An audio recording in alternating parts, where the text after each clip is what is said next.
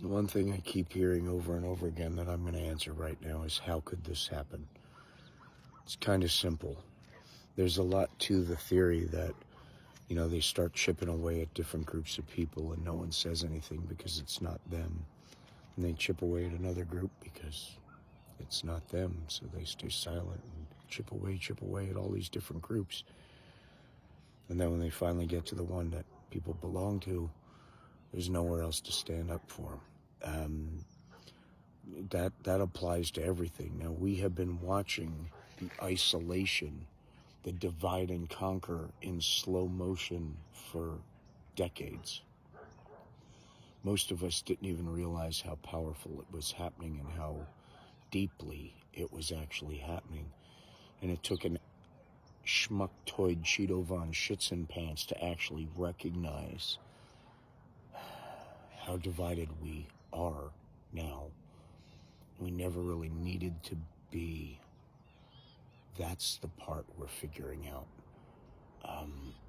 And I think that's the part that's scaring the hell out of the most angry among us on the red side of the aisle, because the hatred and all the stuff that they didn't even realize was going on cannot be denied anymore.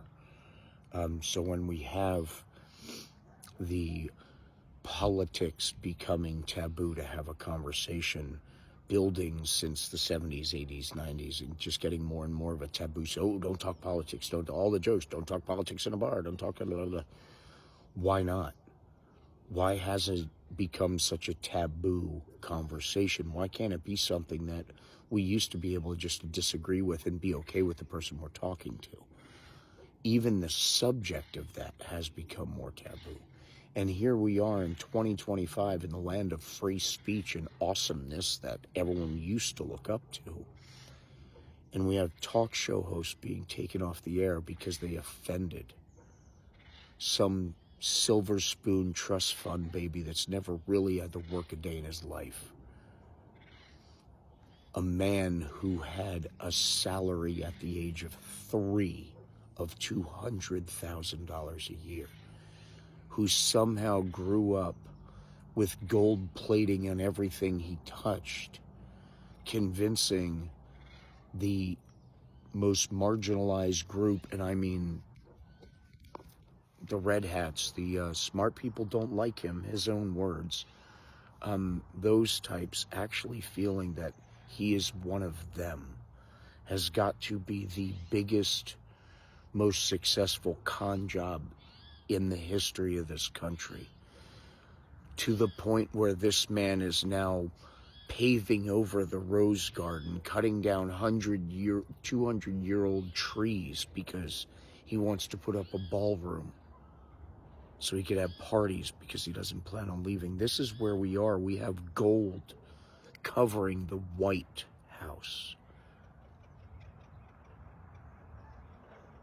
From the floor to the ceiling to the golden dome, everything has to be gold. And this guy still has some willfully ignorant human beings, I use that term loosely at this point, still thinking he's one of them and looking out for them.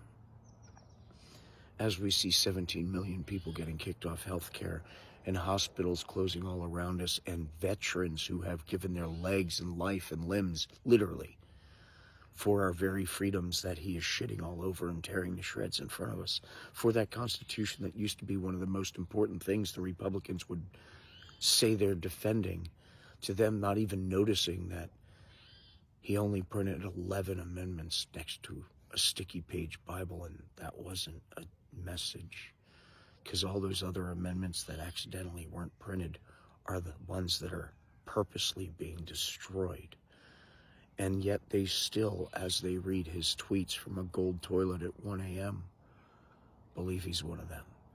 The willful ignorance is our problem, ladies and gentlemen. The people who have the access to prove themselves wrong but don't bother because they're in so deep. They just want to watch it all burn. And here's the biggest lesson. The reason all this stuff's being taken from everyone else who needs it drastically and desperately is so billionaires could have more tax write-offs. So billionaires can have tax write-offs.